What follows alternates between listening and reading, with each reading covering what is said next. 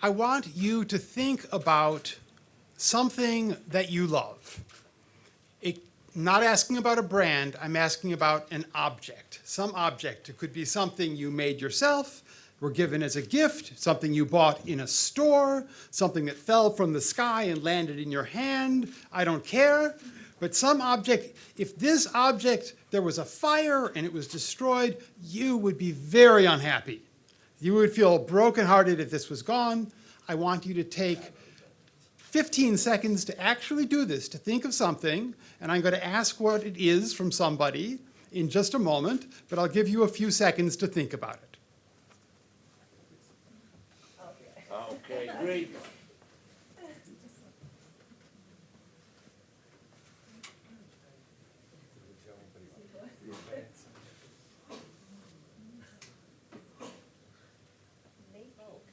Okay. Just a moment. Surprise is coming. La musica? A beautiful t-shirt. Okay.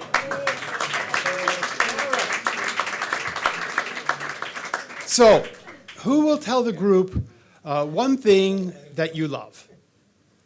I want a brave volunteer to raise their hand. Thank you, sir. My saxophone. Your saxophone. Yeah.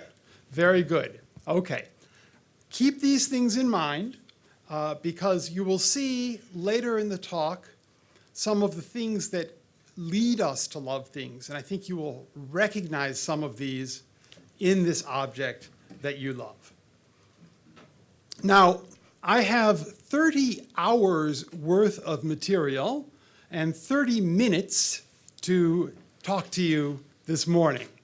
So this means a couple of things. First, I'm going to be speaking a little bit fast in English.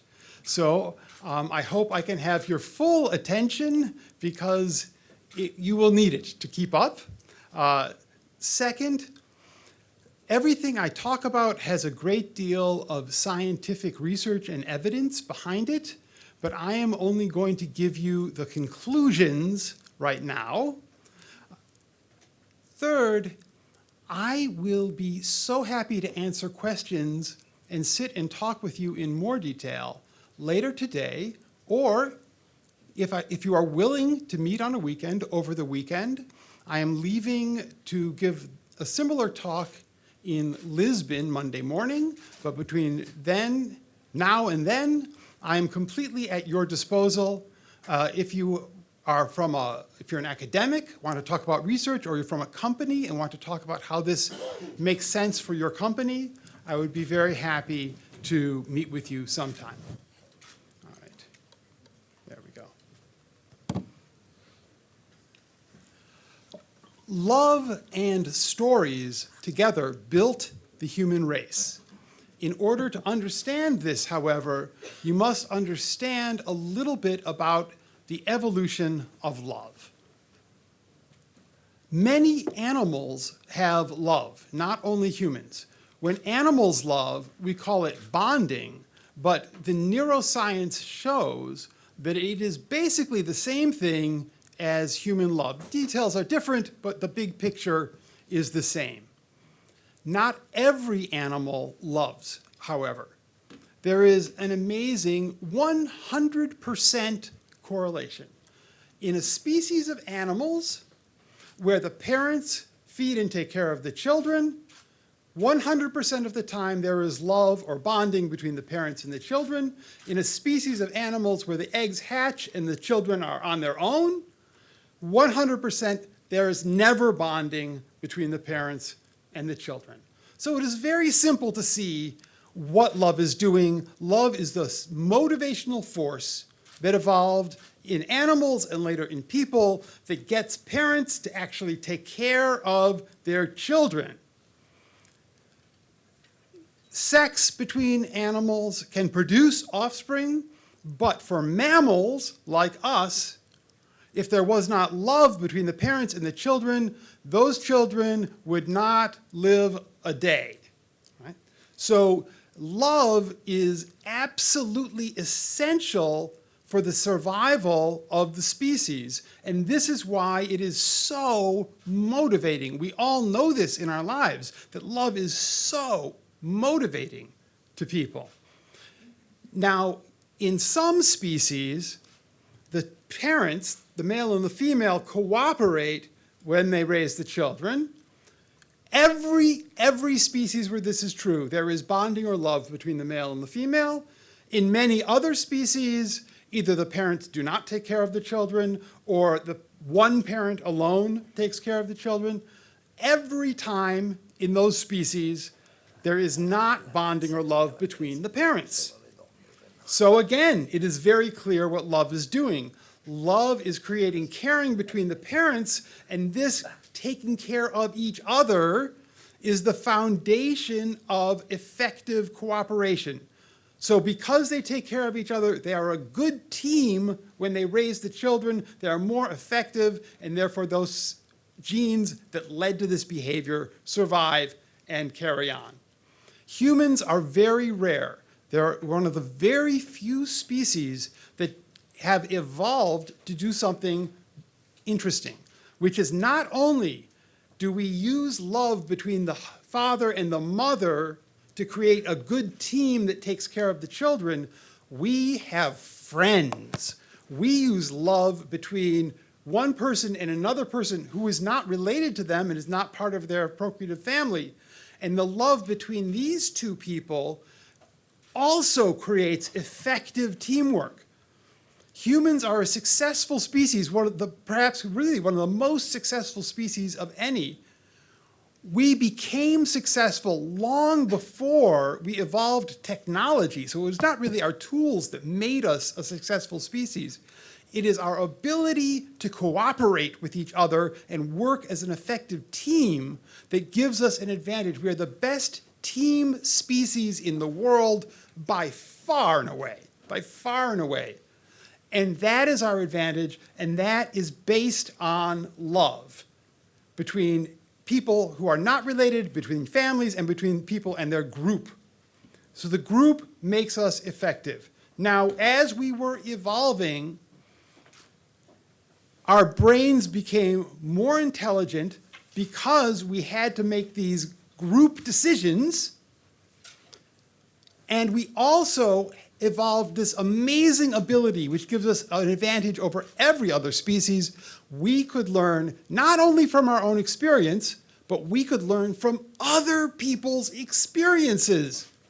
How do we learn from other people's experience? Well, you go off and gather fruit, you go off and hunt an animal, we all do what we do. At the end of the day, we come back and we sit together around the fire and we talk about our day, just like you do with your family, right? We would talk about our day.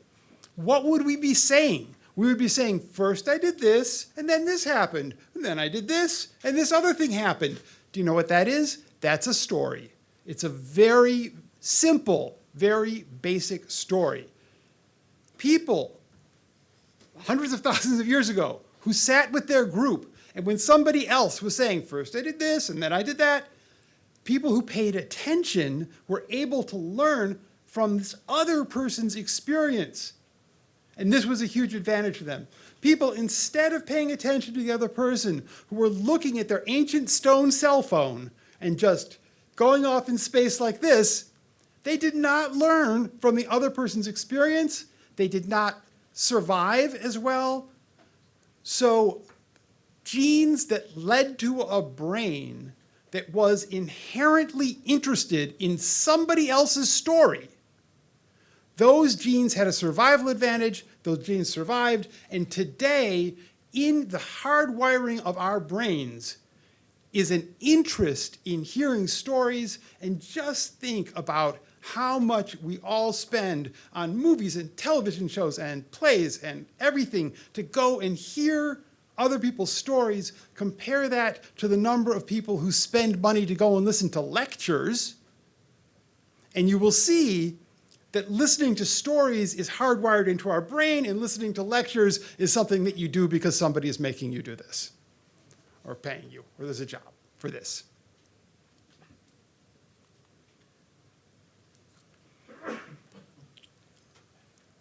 stories and love evolved together. They are both hardwired, built into the neuroscience of our brains. Humans have done this very unusual thing. Not only do we love our children and our mate, but we love our friends and our community. When our brains evolved to be able to expand and to love other people who are not related to us, to love our friends, this change in the way our brain loves things opened up the possibility that we can also love all kinds of things. And we do. We love brands. We love objects. Right? From a marketing perspective, this is very important. Brand love, which I can measure, and I developed this measure with Rajiv Batra and Rick Bagozzi, who I understand in Italy is the patron saint of all academic research. So we developed this together.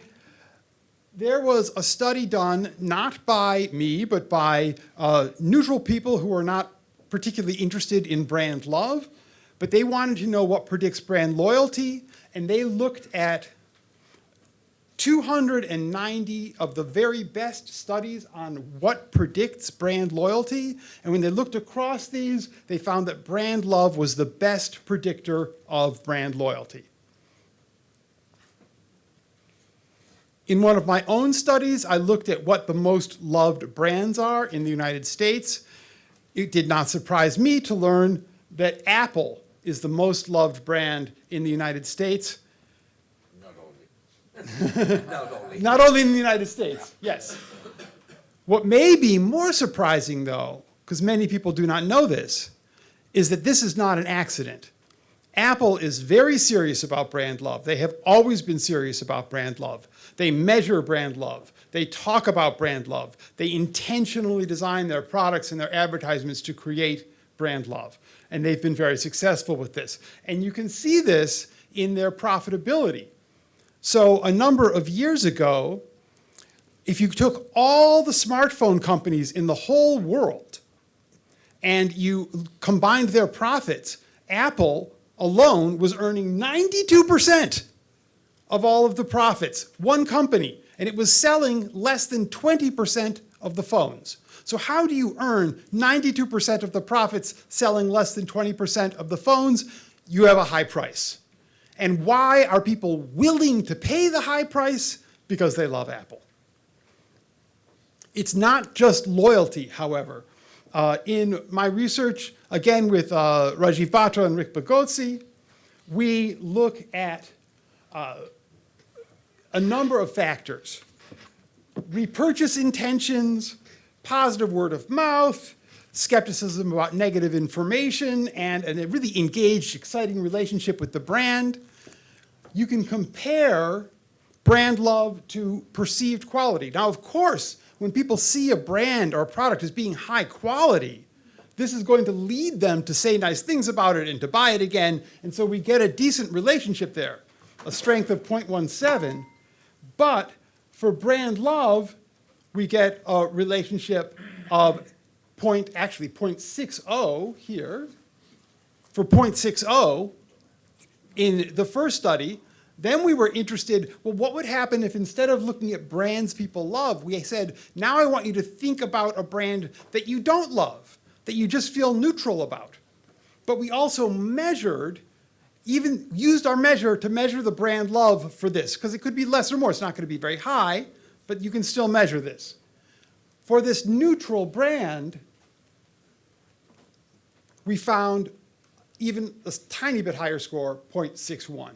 So what this says is that people do not need to love your brand as much as they love Apple. They just need to love your brand more than they love the competition. There is a deep paradox at the heart of brand love. The human brain is hardwired automatically to separate out people from objects and to think about people in a different way from the way it thinks about objects. So we will call the way your brain inherently, naturally, automatically thinks about objects, we'll call this objectified thinking. and the way it thinks about people, we'll call this social thinking. In objectified thinking, there is only pragmatic valuing. We only think, is this thing going to help me or hurt me? That's the extent of our thinking. In social thinking, we think, is this going to help me or hurt me? But also, sometimes we can love or feel for or connect with that other person that is out there. And to show you the difference, consider for a moment all of your savings, your total amount of money, however that you have saved this money.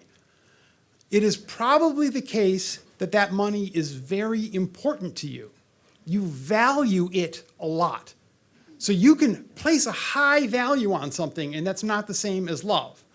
If somebody came to you and said, I will trade you your total savings for savings that are 20% larger, of course you would say yes, right? Think about a typical parent with their child. If someone said, your child is very adorable, I will trade you your child for a different child that is 20% more adorable than your child, they would call the police. This is the difference between simply valuing something and loving something, and it's the difference between social thought and objectified thought. So the way your brain thinks about objects, this objectified thought, it is impossible to love in that way. If you are objectifying something, you are not loving it. They're incompatible. Love only occurs with social thinking. And do you know what else? When you think about information in objectified ways, that's a lecture. When you think about information in human social ways, that's a story, because that's characters, that's people, people doing things. People doing things is a story. So both love and stories involve this kind of social thinking. Your brain is very careful to make the separation between the way it thinks about objects and the way it thinks about people. If your brain thought about all people like objects, if you thought about your child the way you think about a roll of paper, you would not take care of your child and the species would die. But if you think about objects the way you think about people, there's also a big problem. There are people who have a neurological malfunction in their brain and they think about lots of objects as if they were people, and this is what produces hoarding. This is why those people cannot get rid of these objects, because they have this emotional attachment and it feels like they are getting rid of their child. Most things are in the objectified thinking. Our brain thinks about objects like objects. That's the right way to do it. Everything's good there. If you want people to love your product or brand, you need to get them to think about it in social ways. This is difficult, though, because there is a mechanism in your brain that's trying to sort these out and trying to say, only think about people in social ways. Think about objects in object ways. Right? My metaphor for this mechanism is the bouncer, like the bouncer at a nightclub who says, you can come in and you stay out.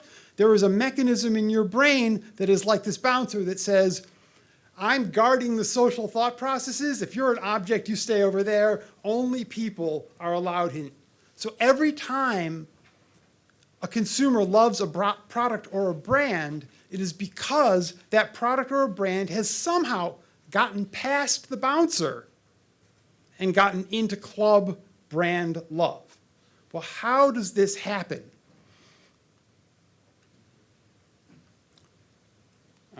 Excuse me. There are three ways that this happens. These slides sort of have a brain of their own. They keep going forward. There are three ways that this happens, that brands or products get into the social thought processes and are therefore at least possible to be loved. Each of these three approaches is similar to storytelling because it creates a character that can be used in a brand story. Stories are about characters. If you don't have a character and things happening to the character, it's a lecture, it's not a story. And I know when I talk to my students what their faces look like when I lecture and what their faces look like when I tell a story. And believe me, you want to tell stories whenever you can. So how does this happen? Well, the first way is through anthropomorphism. Anthropomorphism means that the product or brand is disguised as human, right? It gets past the bouncer because the bouncer actually thinks that product or brand is a person. The bouncer in your brain is very strong, but not very smart. At the time the bouncer was evolving,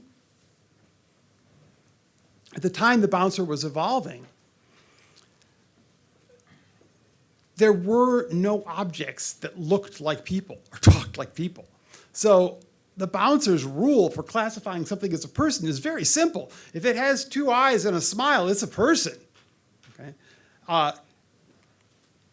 So the bouncer is very willing to accept and to let into social thinking objects that sound like people or look like people. And I have research on this that I can share with you if you want more information. Some of you, when you think about when I said think of something that you love, some of you probably thought of something that is anthropomorphic, that does look or sound like a person, but most of you did not. So if you love these objects, and most of the time they don't look or sound like a person, there must be other ways of doing this. And there are more common ways of doing this. So the second way of doing this is to create person-thing-person connections. In this case, the product or the brand is not itself a person, but the product or the brand is in the mind of the consumer closely connected to a person. It becomes part of another person. So as an example, if you think about the movie Castaway, this was a person-thing relationship. This was anthropomorphism. The character saw this volleyball as a person. He imagined it to be like a person. It had a face, and he spoke to it, and there was a relationship between the character directly and the volleyball. That is not very common. Much more common are what we call person-thing-person relationships. Here, the husband loves the wedding ring, and the wife loves the wedding ring. But why is that? It's because the wedding ring connects them to another person. So the husband is one person, the wedding ring is the thing, and the wife is the other person, or vice versa for her, the husband is the other person. What you're going to do, instead of a husband, a ring, and a wife with the ring connecting the two people, you're going to have the consumer. The brand is still an object in this. The brand does not become a person, but it connects the consumer to a person. So I've talked to many Ferrari owners, and they are all very interested in Enzo Ferrari. To them, Thank you for the station. for them, the brand is like the wedding ring. It connects them to this person. And so they think of the brand as human. Their brain treats the brand as human because it makes this kind of a connection. Who could this other person be? Who could the brand connect you to? Well, here's Patek Philippe, and in their advertisements, the brand connects the father to the son. So it's a person that you know. But it could also be a person at the company. Enzo Ferrari was the founder of the company. It could be an employee. It could be a spokesperson. It could be a celebrity. It could be an influencer. Some human being that represents the company, and now the brand connects the consumer to this other person. It doesn't have to be one specific individual. It also could be a type of person. The brand connects the company to this type of person. And when that happens, that actually works two ways. One thing that you're doing is the brand is becoming treated like a person because it is connected to a person in the consumer's mind. The other thing that you're doing is working on identity, and I'll talk about that in a moment. Stories, however, when you've got one of these characters, stories bring these characters to life. And it could be with the example of Ferrari and Enzo Ferrari, but it could also be a virtual influencer, right? The person that the brand connects you to doesn't have to be a living person. It works fine if the person is a virtual influencer. And there is an advantage to this kind of representation for the brand because you can create the influencer, create the person that embodies the brand to be exactly the person that you want, and they are never going to have a scandal, unless, of course, you want them to have a scandal, and then it'll be just the right kind of scandal that you want. The third way that we come to love brands and think about them in social ways is when the brand connects the person to themselves. They come to see the brand as part of their own identity, part of themselves. The same way a fan of a football club sees the football club as part of their identity. People come to see brands that they love and products that they love as part of their identity. And because they are a person, they come to think about these brands in social ways and come to love them. Often, and you can see if somebody is willing to tattoo a brand on their arm, they think about this brand as part of their own identity, right? Often, the brands that people do this with are luxury brands, very good brands, high-quality brands, because people are proud to associate themselves with this brand. However, it doesn't have to be the most expensive brands. There are people who love and are proud to associate with many less expensive brands, even brands like McDonald's, that some of us might think, who would want to associate with that brand? There are a lot of people in the world with a lot of different opinions, and there are people that want to associate with McDonald's. However, for younger consumers, for a lot of other people, but especially for younger consumers, they don't really want just to associate with brands that are expensive and the best. They want to associate with brands that they are proud to be part of because the brand shares their values. It shares what's important to them. It shares their perspective on the world. For some brands, like Patagonia, this is something that they can do, and there's a natural connection to this larger issue of global warming and the environment that makes sense for that brand. For other brands, for example, a brand of laundry detergent, it is not so obvious how the brand can really represent important values that are deeply emotional to people. But if you are clever, you can bring a connection between the brand and these important values. So let me show you, I hope you can all see it clearly on the screen, an advertisement from India, and you have to be able to read the subtitles, that will show how a very clever laundry detergent connects itself to these deeper values. नाना ये देखो shield leg And helmet homework हो गया mummy ये देखो फिर दाग लगा दिया पापा ये लीजिए आपके घर जाने की ticket hello yeah I am just going to send you the email in 5 minutes yeah give me 5 minutes I am working on the present मेरी छोटी सी गुड़िया कितनी बड़ी हो गई, घर घर खेलती थी, अब घर संभालती है, ऑफिस संभालती है. I am so proud and I am so sorry. Sorry कि ये सब तुम्हें अकेले करना पड़ता है. सॉरी कि जब तुम घर घर खेलती थी तो मैंने तुम्हें रोका नहीं. ये नहीं कहा कि ये सिर्फ तुम्हारा काम नहीं है, तुम्हारे हस्बैंड का भी है. पर कहता भी कैसे है. और मेरी ग्रीन शर्ट धो देना. मैंने भी तो कभी तुम्हारी मम्मी की हेल्प नहीं की, और तुमने जो देखा वही सीखा। तुम्हारे हस्बैंड ने भी बचपन में यही देखा होगा। घर घर खेलते वक्त वो टीवी देखने की या न्यूज़पेपर पढ़ने की एक्टिंग करता होगा, और तुम जैसी कोई छोटी सी लड़की चाय बनाने की एक्टिंग करती होगी।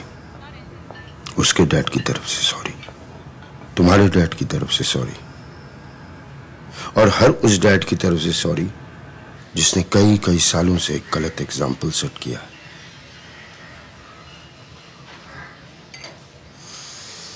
पर अभी भी देर नहीं हुई। इस सॉरी के साथ मैं अपनी तरफ से एक छोटी सी कोशिश करूंगा कि घर के काम में मम्मी की हेल्प करूं।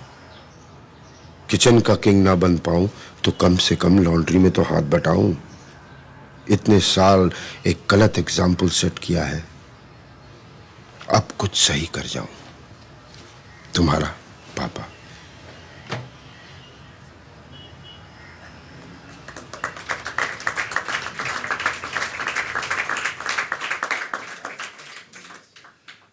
You can see how brands can connect to all kinds of deeply held values.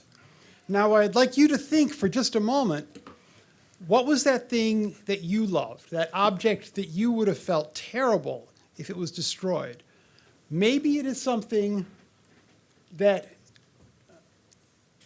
is anthropomorphic, that looks like a person or sounds like a person. Maybe. I'll bet it's something that connects you to another person. I'll bet it's something that was in your family or was a gift that you received or reminds you of another person or is a photograph of another person or is a souvenir of something with another person. And if it wasn't that, I'll bet that it's something that you see as part of your own identity. Maybe it was something from your history. Maybe it is something you used for a long time. Maybe it goes back in your past, or maybe it reflects a value. Maybe it's something that shows your accomplishment, something that shows what you think is important in the world. Those are the things that are most common with the brands or objects that we love. So in conclusion then, brand love and stories evolved to be built into the human brain. This is an innate, natural, motivating forces. Because love is a matter of survival for the species, it is unbelievably powerful as a motivator. And if you can get people to love your brand even a little bit, they don't have to love your brand the way they love their child. They just need to love your brand a little more than they love the competition. A little bit goes a very long way, and it's enormously powerful. Brand love and stories both require social thinking, which is where the excitement and the motivation in people really is. And the social thinking can be achieved either through some combination of anthropomorphism, which is making the product or the brand look or sound or speak like a person, connecting the brand to a person, like a spokesperson for the company, could be a salesperson, or could be someone in the consumer's own life, and connecting the brand to the consumer's own identity. So they come to see the product or the brand as part of themselves, part of their identity, part of who they are. With a compelling brand love story, consumers and your brand can live happily ever after, like this man who clearly loves his motorcycle a great deal. Thank you very much. Thank you very much. Thank you.